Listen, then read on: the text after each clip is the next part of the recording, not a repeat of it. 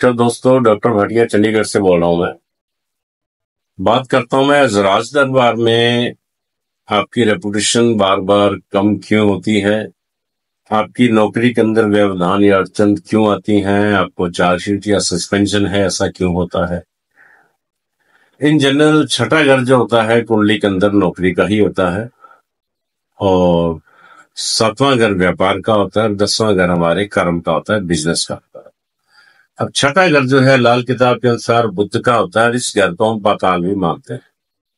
छठे घर में बुध और केतु दोनों ही अच्छे माने गए हैं, और बुध जो है बहन बेटी बुआ का कारक है, और केतु जो है इस घर में बैठ के ननिहाल से और पुत्र से भी संबंध कहीं ना कहीं कायम करता रहता है।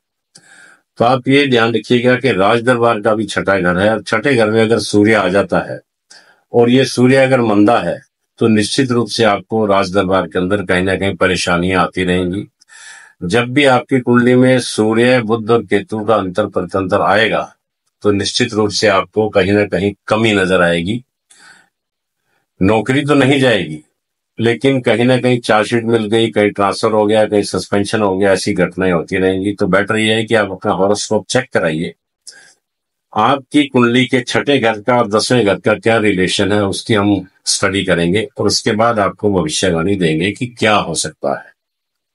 छठा घर जो है पाताल का है, अभी मैंने आपको बताया है, और सूर्य जो है सुबह अपनी गति शुरू करता है पूर्व से और नीचे आते आते पश्चिम हो जाता है। छठा घर पश्चिम और पाताल का है, तो इसकी तपिश या इसकी गर्मी जो है वो कम होने लगती है, क्योंकि जो गर्मी सुबह और दोपहर के टाइम होगी वो शाम के टाइम नहीं होती है।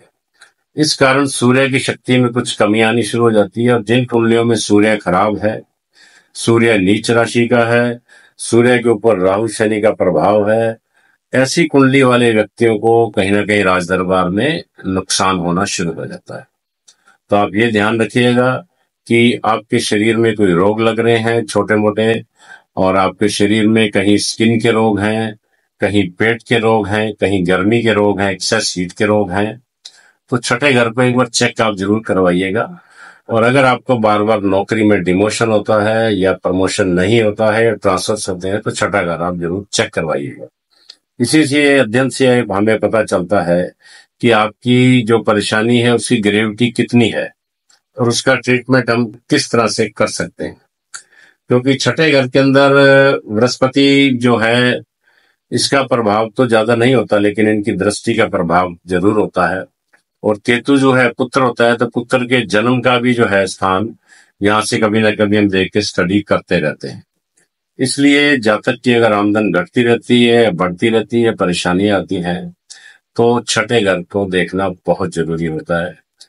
आप ये ध्यान रखिएगा कि छठे घर के अंदर अगर आपके बड़े व्यापार हैं, आपकी करोड़ों की लिमिट्स है, बड़े कर्जे आपके ऊपर हैं, तो आपको ऐसा कर्जा सोच समझ के लीजिएगा।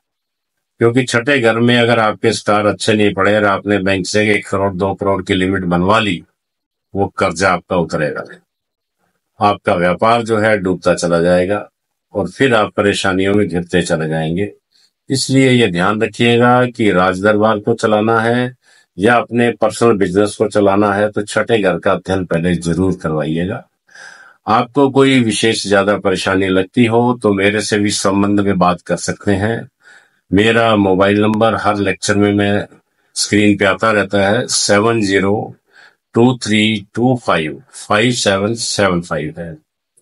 आज का वीडियो देखने के लिए बहुत बहुत धन्यवाद। कल फिर एक नई जानकारी के साथ आपसे रूबरू होऊंगा। Thank you.